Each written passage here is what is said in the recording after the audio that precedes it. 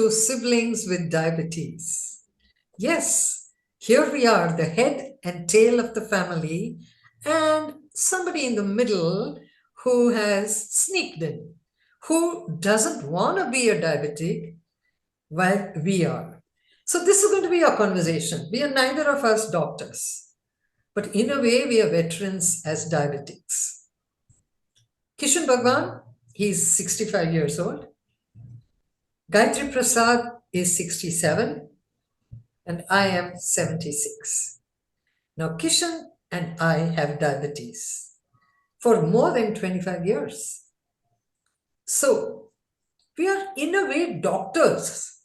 We know our body, we know how to handle it. So, we're going to share all those secrets with you if you want to know.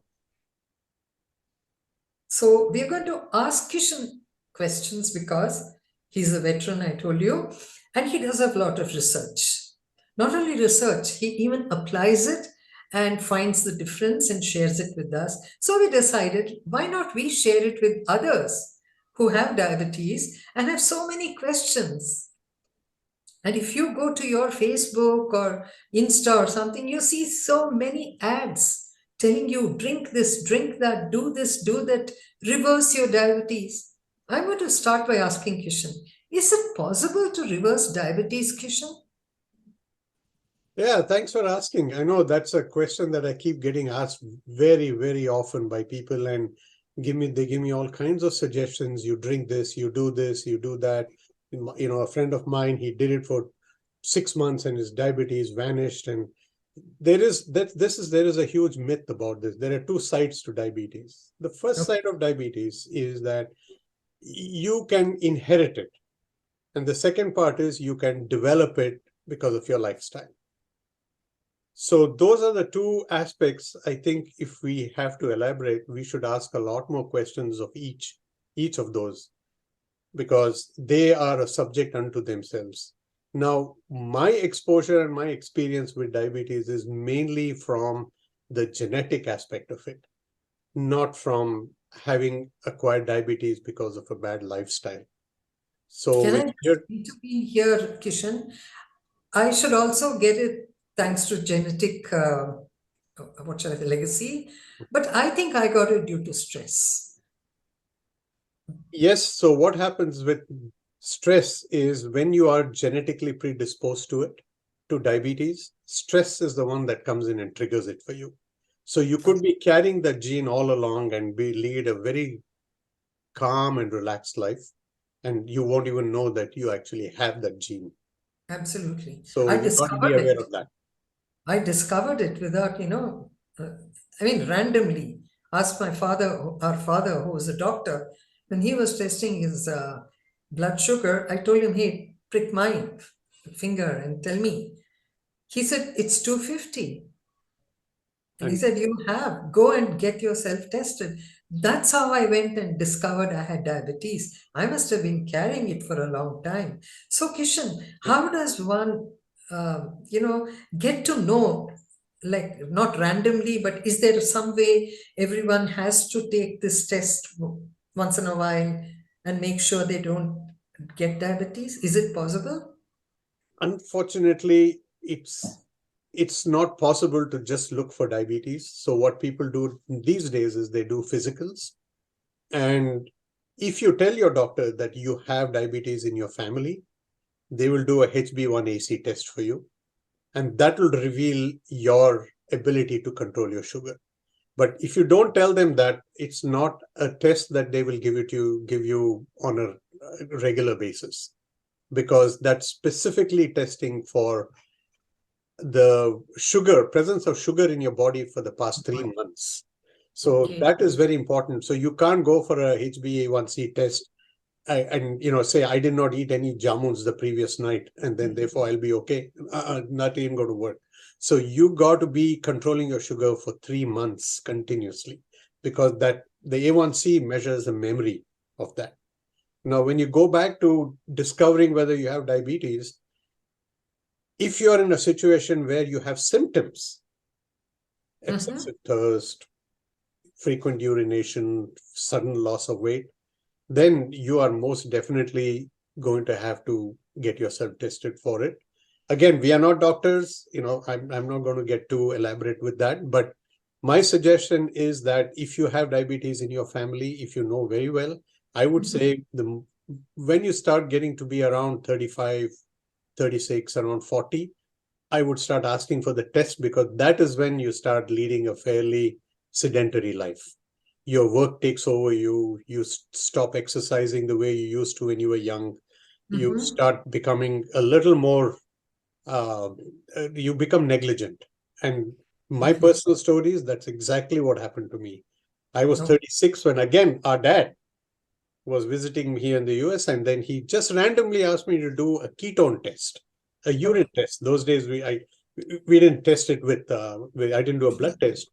And I mentioned a couple of Symptom. symptoms to him, but I can't remember what it was. And then he did, and he said, I think you need to be careful. And that is when I quit rice cold turkey, and I started exercising a lot more.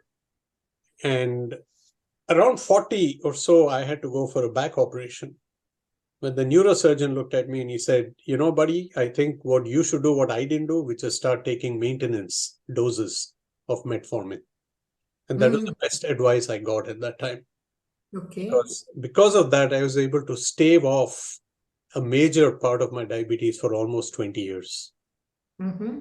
And so you can, with diet and exercise, definitely you can stave off all these things, or stave off diabetes, but you can keep it at bay, but you cannot get rid of it. It's the sword over your head all the time. Okay, so let me bring Gayatri into it Yeah. now. Gayatri, Mm. have you been diagnosed with diabetes, or are you just paranoid about it because the two of us have it and our parents had it, our aunts had it, our grandparents had it? So we have kind of a chocolate factory in the family. Mhm. So are you really on the diabetes scale, or are you just afraid that you might get it? No, I got a test done, a random test, not for diabetes, but a Mhm. random blood test done. It's a regular checkup. But there, they found out that my A1C was something like 6 point something, Mhm. 6.1, I think it was. And that's the time the doctor told me, you better be careful now. And I did bring it down to 5.9. And Very I have good. not tested myself lately. Okay. And well, I don't have any symptoms like too much of thirst or, running to toilet often or something like that. But I'm very careful, and probably I'm a bit over careful because Okay. I'm not too sure. And Mhm. Kishan did tell me, he said, look, it's a genetic thing. Sometime in life, you're prone to get it. And he keeps telling me, don't get paranoid about it. You Mhm. Mhm. can always stave it off with a metformin in case I really get to be diabetic for at least 20 years. That's what he sort of comforted me with that. So, but I still think I got to be careful. I don't want to overdo anything. Of course. So that's the And way you keep it at bay. yeah, I do a lot of exercises. I do a Mm-hmm. lot of walking. Mm-hmm. And after every meal, I try to keep myself busy for about 5 minutes or so that, I don't go with a heavy stomach into bed or something like that.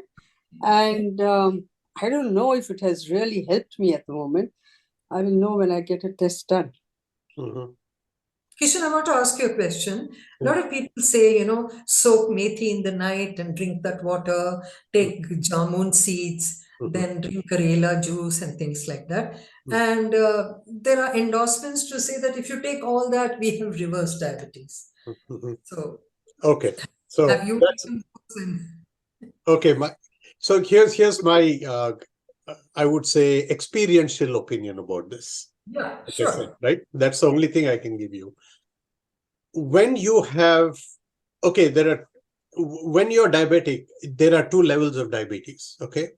If you're marginally diabetic Mm-hmm. because of poor lifestyle, because of poor eating, and you're just negligent in the way you lead your life. You don't sleep well. You're, burning your candle at both ends. That kind of diabetes is more a lifestyle diabetes, which honestly can be handled with these remedies. Oh, okay. Okay, but not by themselves. It has to be accompanied with changes in your diet and exercise. Okay. Okay, And medication also. pardon? Medication also. Not necessarily at that point. You don't Okay. need to at that point. Again, that depends on your A1C and where you are. But if you're one of those who's really borderline and you're leading a pretty bad lifestyle, changing your lifestyle, just like blood pressure, right? They say that the doctors never give you the blood pressure medication right away. You be conservative first, be as conservative as you can. Do that first. If it works for you, God bless you, right? However, as you progress with diabetes, your pancreas slowly starts to get dysfunctional. It finds Absolutely. it harder and harder and harder to pump insulin out. Now you're getting into that territory where you're saying you're trying to throw something at the pancreas where it's saying, thank you, but I just can't handle this kind of load anymore. So you can reduce the load and help your pancreas. Okay. Yes, these remedies do give your pancreas a break. So that's smart. I wish I had known all this those days. Maybe I could have extended. Correct. So that's advice I would give people. If you are at that stage, do it. It's a simple thing, right? It doesn't Yeah. cost you anything. You get fenugreek everywhere. You do all that. I would say do it. Very, very religiously do that and keep this going. Now you get to the other part when you're diabetic, full-blown diabetic, where you need the help of metformin, etc. Now you get into a very murky area. Now you get into this allopathy area, then you get into this Ayurvedic area. This is where people get caught up. caught up. The first part, the reversing part, definitely is possible for people who have done it correctly very early in the game. Okay. Yeah. Once you get to this murky part, I would say stick with your medication, do all these other things because your medication dosage will be less. It's always a good thing, having less dosage of medication, right? And again, like I said, since we are not doctors, I am not going to say don't take medication. That's not my advice to you at all. I can't do that. That's a Yeah. doctor's thing. Go to your endocrinologist and talk to them about it. Now, once you get to the third stage of diabetes, where you're pretty much done with your pancreas, then all bets are off. Yeah. That's it. You can take all these additives, you can take all these supplements. They're not going to do any harm to you. It'll probably give you other benefits in your body. You'll feel good, more energy, whatever, but you definitely would need to then rely on medication for that. I would be very surprised if someone by the way, there are tests to tell you if your pancreas is not producing enough insulin. It's called, Okay. it's called a C-peptide test. It is worth, we can also provide you the link to the tests that you need to take, which will tell you whether your pancreas is producing enough insulin for you. And once you get to a stage, the endocrinologists usually recommend doing that test if they are aware of it.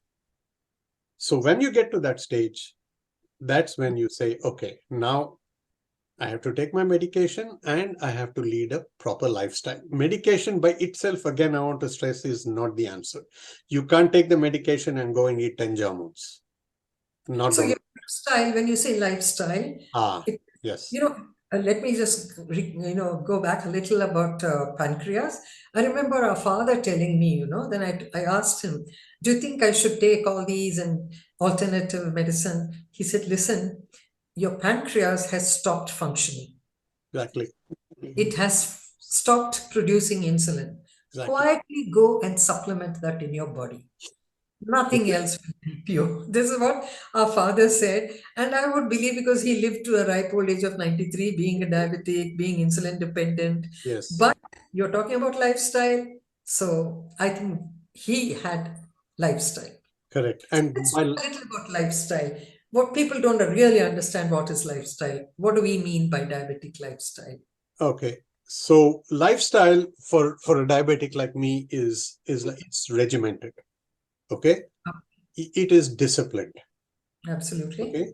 And again, I'll come with an acronym called diet. Okay. Discipline. You must be informed about both the exercise you do, the food you eat, and what you have in you. Okay. Mhm. And E is that exercise part of it. And T is you must be tenacious about it. You should not just do it a couple of days and leave it. This is a lifestyle issue for you now.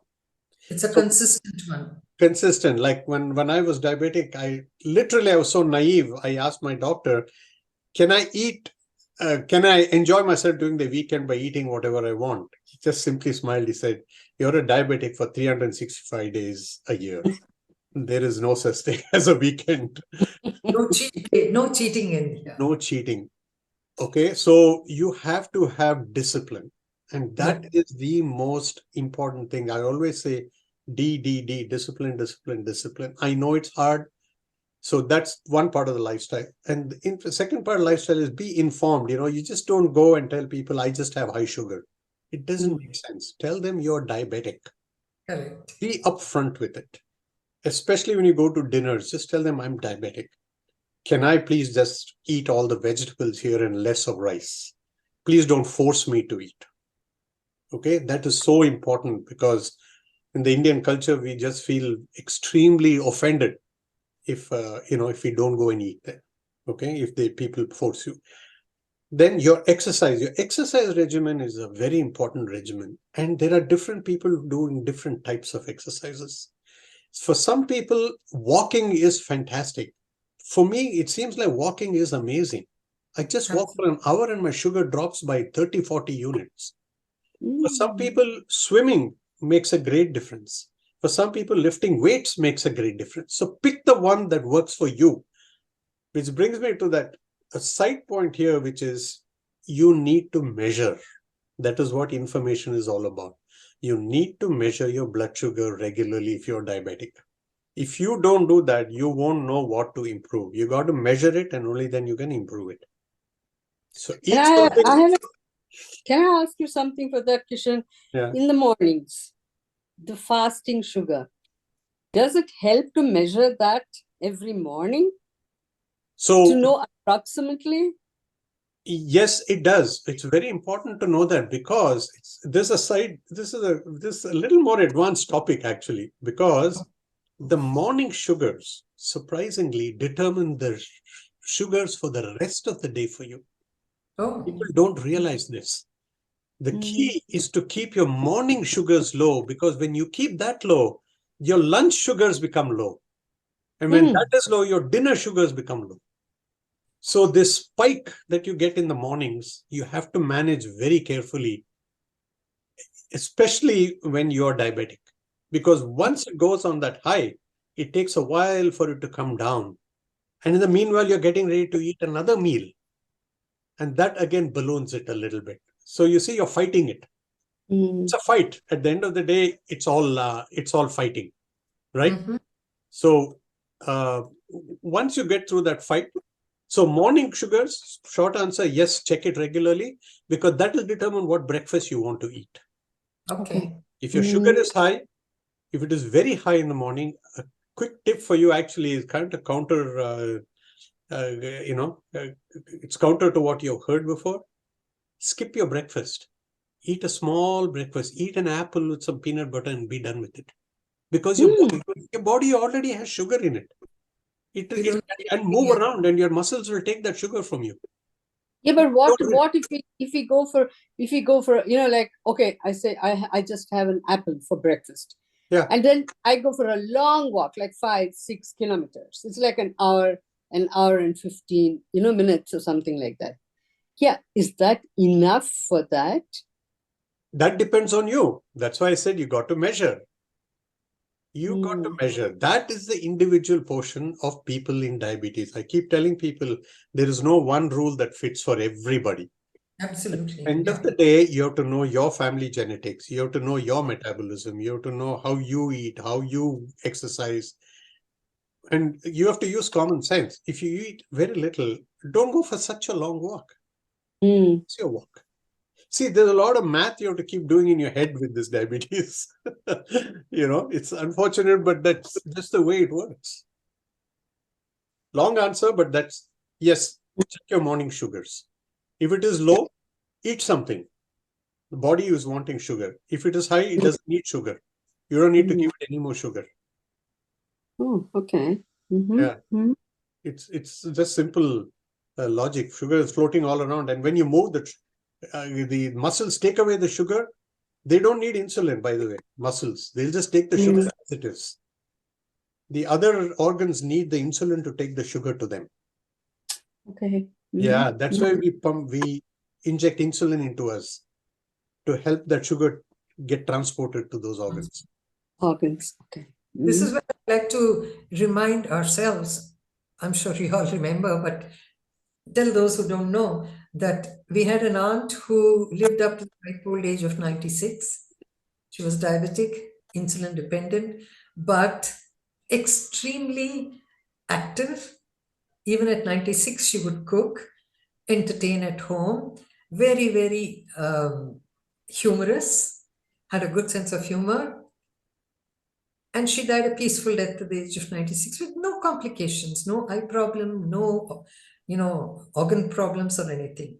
Our father was 93 when he died. He died a perfectly normal old age death, though he was insulin dependent, with no complications.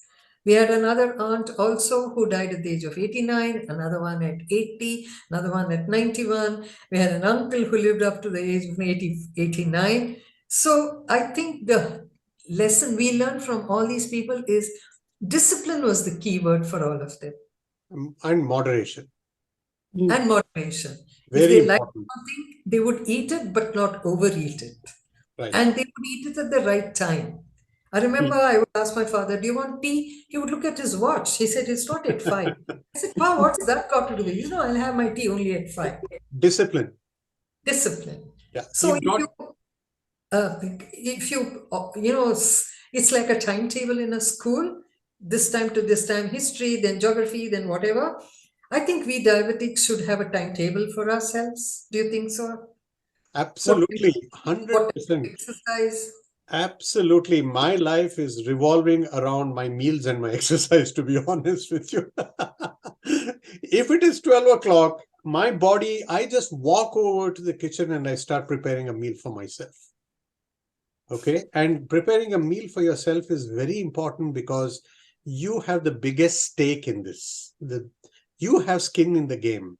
So you don't rely on someone else to feed your diabetic nature. So go there, cut vegetables, take the time, eat the vegetables before you eat your rice.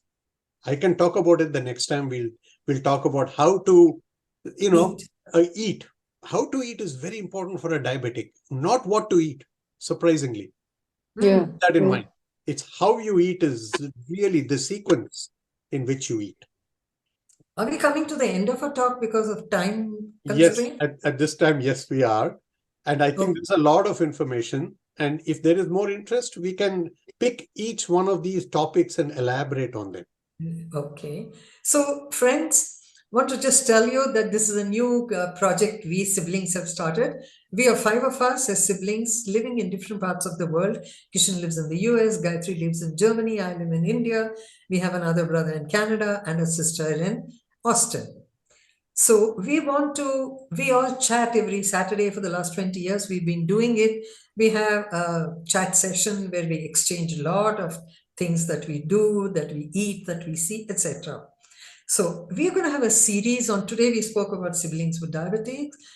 Soon we are going to talk about siblings and spirituality. We'll talk about siblings and being foodies. So be with us, join us. And maybe we can give you an idea. You can do this with your siblings too. Technology helps us connect with each other.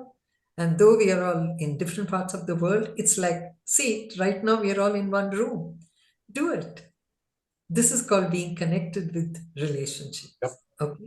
See you soon with another episode. Bye. Yes. Bye-bye. Bye.